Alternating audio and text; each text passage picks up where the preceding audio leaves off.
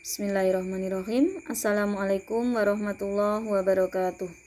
Alhamdulillah anak-anak, pada kesempatan kali ini kita bertemu kembali pada pelajaran Pendidikan Agama Islam dan Budi Pekerti kelas 8 semester ganjil.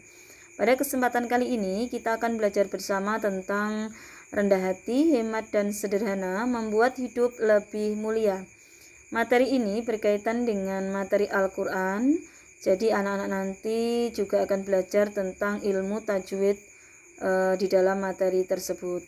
Nah, sebelum kita masuk materi, perhatikan dulu anak-anak dua gambar yang ada di layar kalian, yaitu gambar 1. Itu adalah 3 siswa yang saling bersalaman ya, yang saling bersalaman dengan Bapak Ibu guru, menggambarkan sikap apa anak-anak? Ya betul, itu menggambarkan sikap rendah hati. Ketika anak-anak bertemu dengan tetangga, teman, maka kalian harus tersenyum, menyapa, bersalaman ya. Itu adalah termasuk sikap yang bagus yang harus kalian laksanakan dalam hidup sehari-hari. Gambar kedua yaitu gambar uang recehan yang cukup banyak, itu menggambarkan tabungan anak-anak di rumah. Anak-anak menabung apa tidak? Bagus kalau anak-anak menabung. Orang tua di rumah pasti mengajarkan anak-anak untuk menabung ya, berperilaku hemat dan sederhana. Mari anak-anak, setelah kita pengamatan gambar, kita masuk ke materi pertama, yaitu rendah hati. Rendah hati atau tawadhu adalah suatu sikap diri yang tidak merasa lebih dari orang lain. Tawadhu ini bisa juga disebut dengan sikap tidak sombong atau sikap tidak angkuh. Orang yang tawadhu hidupnya akan tentram karena disukai oleh Allah, Rasulullah dan orang lain atau masyarakat. Sedangkan orang yang sombong atau takabur, maka ia tidak akan disukai di dalam pergaulan. Ia akan dijauhi di lingkungan masyarakatnya. Karena apa? Karena sikap sombong itu sikap yang tidak baik. Nah, perintah rendah hati ini dijelaskan dalam Al-Quran surat Al-Furqan ayat 63 yang berbunyi, A'udzubillahi minasyaitonirrajim. Bismillahirrahmanirrahim. Wa ibadur rahmanil ladzina yamshuna 'alal ardi hauna wa idza khatabahumul jahiluna qalu salama. Artinya, dan hamba-hamba Tuhan yang Maha Penyayang itu ialah orang-orang yang berjalan di atas bumi dengan rendah hati. Dan apabila orang-orang jahil menyapa mereka, mereka mengucapkan kata-kata yang mengandung keselamatan. Berikutnya, perbedaan rendah diri dan rendah hati. Anak-anak harus tahu kalau rendah diri itu beda dengan rendah hati. Nah, rendah diri itu apa? Rendah diri atau nama lainnya minder itu adalah kondisi jiwa yang menaruh atau menempatkan diri sendiri pada posisi lebih rendah dari orang lain. Sedangkan rendah hati adalah sikap hati yang memiliki fakta kelebihan diri, namun ia tidak merendahkan orang lain. Ia selalu bersikap sederhana dan tidak suka meniru gaya orang lain. Nah, dari dua sikap ini tentunya kalian bisa membedakan ya, dan bisa memilih mana yang baik. Tentunya kalian memilih yang rendah hati, jangan rendah diri karena itu kurang bagus. Materi berikutnya yaitu tentang hemat dan sederhana. Anak-anak tahu apa artinya hemat? Ya, hemat adalah berhati-hati dalam membelanjakan uang dan sebagainya dan tidak berperilaku boros. Hemat juga dapat diartikan tidak menghambur-hamburkan harta atau tidak berfoya-foya.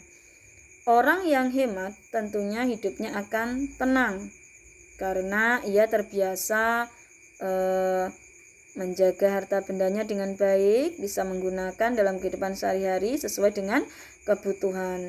Sedangkan orang yang boros itu dilarang dalam agama Islam. Seperti itu anak-anak ya.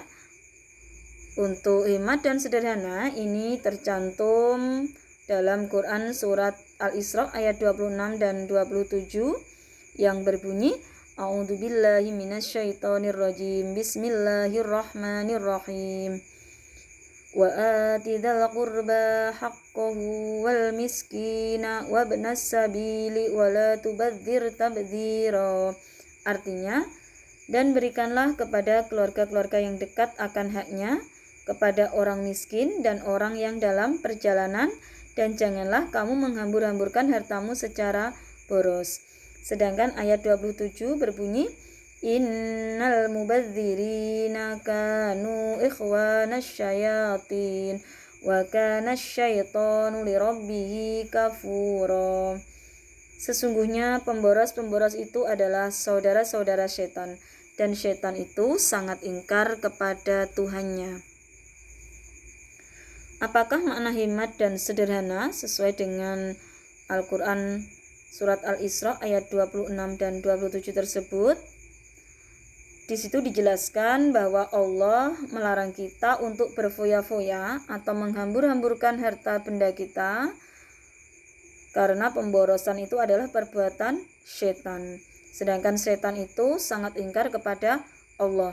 Sebaliknya, Allah mengajarkan, memerintahkan kepada kita untuk hemat dan sederhana, dan peduli kepada orang lain dengan cara kita suka berderma atau memberi kepada orang yang kesusahan. Berikutnya ada beberapa contoh perilaku hemat dan sederhana yang dapat kita lakukan dalam kehidupan kita sehari-hari, yaitu 1. Rajin menabung. Yang kedua, hemat dalam penggunaan air, misalnya berwudu, mandi, mencuci pakaian. Anak-anak harus hemat ya, karena jangan sampai kita kehabisan air bersih. Pasti kita akan susah sendiri kalau kita sampai kehabisan. Berikutnya, hemat dalam penggunaan listrik. Nah, listrik ini juga sangat penting anak-anak ya. Maka kalau siang hari sudah tiba, anak-anak harus mematikan lampu listrik di rumah masing-masing. Maka anak-anak sudah berperilaku hemat dan sederhana. Berikutnya, hemat dalam berpakaian ya, atau sederhana dalam berpakaian, memakai perhiasan, dan tidak hidup glamor. Itu beberapa contoh perilaku hemat dan sederhana yang dapat kita lakukan. Pembahasan terakhir pada materi kali ini yaitu kita membahas tentang ilmu tajwid. Ilmu tajwid adalah, ada yang tahu apa ilmu tajwid? Ya, ilmu tajwid adalah ilmu yang mempelajari tentang tata cara membaca Al-Quran yang baik dan benar. Pada kali ini kita akan belajar bersama tentang mat ya. Apakah mat itu? Mat artinya panjang atau memanjangkan bunyi huruf atau bacaan karena bertemu salah satu huruf mat. Nah, ada berapa huruf mat itu? Huruf mat ada 3 huruf. Yang pertama alif, wawu, ya. Masing-masing harus berharokat sukun atau mati, maka baru bisa memanjangkan bunyi huruf atau bacaan. Selanjutnya mengenai macam-macam mat atau pembagian mat. Dalam kelompok besar, mat itu dibagi menjadi 2, yaitu mat tobi'i dan mat far'i. Mat tobi'i atau mat asli artinya bacaan yang dibaca panjang karena ada salah satu huruf mat. Contoh, wakana. Pada huruf K, inilah yang disebut mat tobi'i. Wal miskina, ki. Nah, kaf kasroh ya sukun, itu juga panjang 2 harokat. Kafuro, pada huruf fa dan ada wawu sukun. Itu mat tobi'nya di situ. Yang kedua, mat far'i atau mat turunan. Ini ada beberapa bahasan. Yang pertama, mat wajib mutasil. Jika ada mat tobi'i bertemu hamzah dalam satu kalimat, cirinya di situ sudah ada tanda merah, maka disitulah ciri dari mat wajib mutasil. Panjang 5-6 harokat. Contoh, as-sama'i, sya'a, sawaun, Nah, pada kata ma'i, nah disitulah yang disebut dengan mad wajib muttasil. Yang kedua ada mad jaiz munfasil, yaitu bila ada mad tabi'i bertemu hamzah tapi dalam kalimat yang terpisah atau berbeda. Nah, anak-anak bisa melihat contohnya. Di situ ada kalimat wala antum bima unzila anfusakum.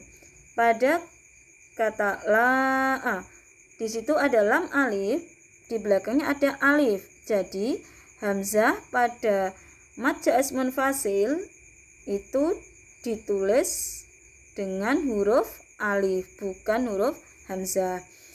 Yang ketiga yaitu mad arid lisukun. Artinya bila ada mad tabi'i diikuti wakof atau mad tabi'i yang terdapat pada akhir ayat. Contohnya alamin, min. Di sini ada nonnya mati, maka mim kasroh ya sukun itu kan mad tabi'i, nonnya wakof atau mati, maka min di situ yang disebut mad arid lisukun.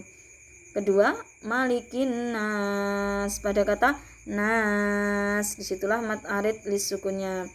Contoh ketiga, ta'budun, berarti pada